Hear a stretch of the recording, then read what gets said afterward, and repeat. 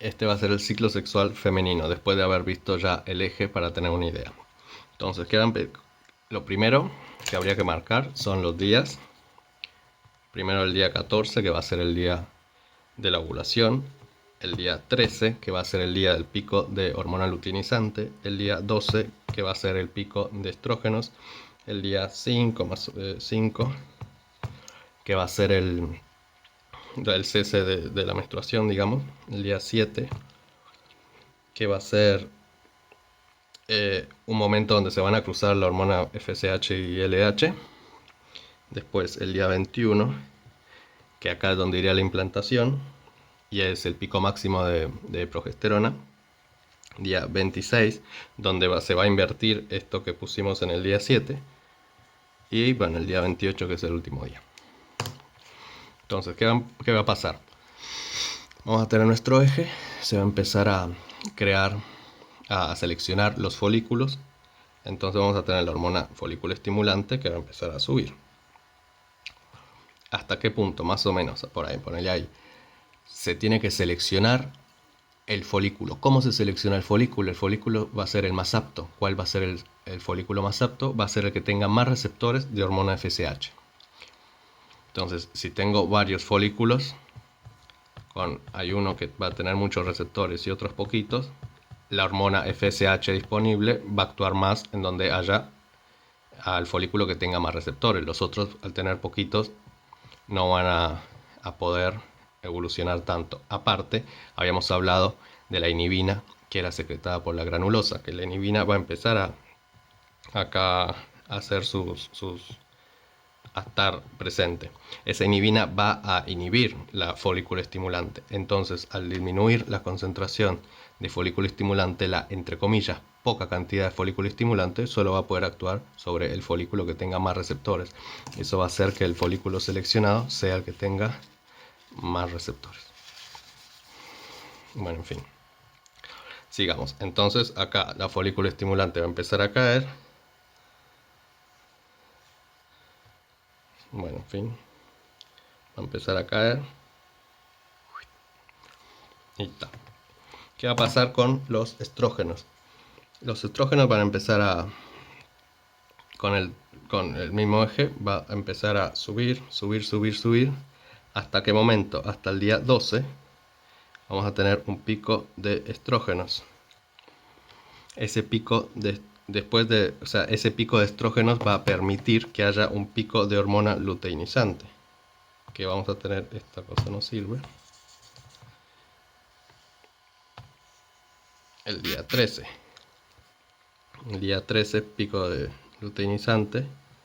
El día 12, pico de estrógenos. Tiene que haber siempre un pico de estrógenos antes de un pico de hormona luteinizante. Los estrógenos, bueno, ¿por qué este pico de estrógenos va a hacer que el eje se invierta y va a empezar el estrógeno a estimular el eje, a hacer un feedback positivo? Hay varias teorías, está la teoría del sifón, que es medio vieja, la teoría de los aminoácidos y la teoría de la quispeptina. La teoría del sifón habla de que, bueno, se va acumulando supuestamente en la hipófisis los estrógenos y llega un momento que es tanta la cantidad de estrógenos que explota todo. Pero esa es la que está obsoleta. Después tenemos esta de los aminoácidos, que en el eje que habíamos visto, los estrógenos no tienen receptores a nivel del sistema nervioso central. Entonces lo que usan son diferentes, por ejemplo, para hacer el feedback negativo, el oficial, digamos, usan el GABA, que hacen que el GABA inhiba al eje. Bueno, acá tenemos el eje. Inhiba al eje. Pero cuando hay demasiada concentración de estrógenos, en vez de usar el GABA, empiezan a usar el glutamato. Y el glutamato da un feedback positivo y hace la explosión. Cambia el eje, ¿no?, a positivo. Y la quispeptina es básicamente lo mismo, parecido a esto, se usa de puente. Entonces, como al no tener receptores a nivel del sistema nervioso central, la quispeptina se usa de puente para, mediante la quispeptina, hacer un feedback positivo. Entonces eso es lo que hace que haya una explosión de estrógenos y después una explosión de hormona luteinizante. ¿Por qué la FSH no hace pico como hace un pico, pero es un pico chiquito. ¿Por qué no hace un pico igual a esto? Porque la FSH estaba inhibida, siendo inhibida por la inhibina. Entonces por eso no hace un pico tan grande. Entonces luego de esto, Ay, se me borró todo. Luego de esto, ya la hormona luteinizante empieza a bajar. La progesterona también va a empezar a bajar. Pero va a haber un pico más para después seguir bajando. La hormona FSH va a seguir bajando, no la necesitamos porque ya acá al nivel de la ovulación ya vamos a tener cuerpo lúteo. Después es que va a empezar a subir para empezar el ciclo de nuevo, acá en el día 26, que habíamos dicho, bueno, el día 7 había un entrecruzamiento entre folículo estimulante y luteinizante, y acá el día 26 de vuelta. ¿Qué va a pasar con la progesterona?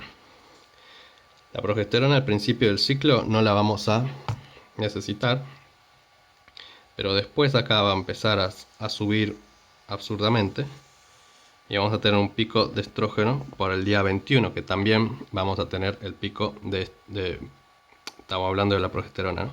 Que también vamos a tener el estrógeno. ¿Por qué? Porque se supone que el día 21 está la implantación, entonces queremos que esté todo bien para poder recibir la implantación.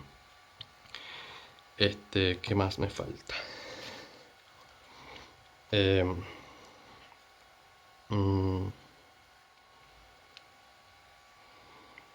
Acá tenemos de nuevo lo mismo. Hay un pico de estrógenos, pero no hay picos de nada más. ¿Por qué? Porque justamente hay mucha progesterona y habíamos visto en el eje que la progesterona hacía un feedback negativo. Entonces a la hormona que está en más concentración justamente es la progesterona, entonces por eso no tenemos pico de ni luteinizante ni folículo estimulante, porque la progesterona me está inhibiendo todo el eje. Entonces acá en la primera parte del ciclo vamos a tener la parte proliferativa, que es donde estoy preparando el endometrio para un futuro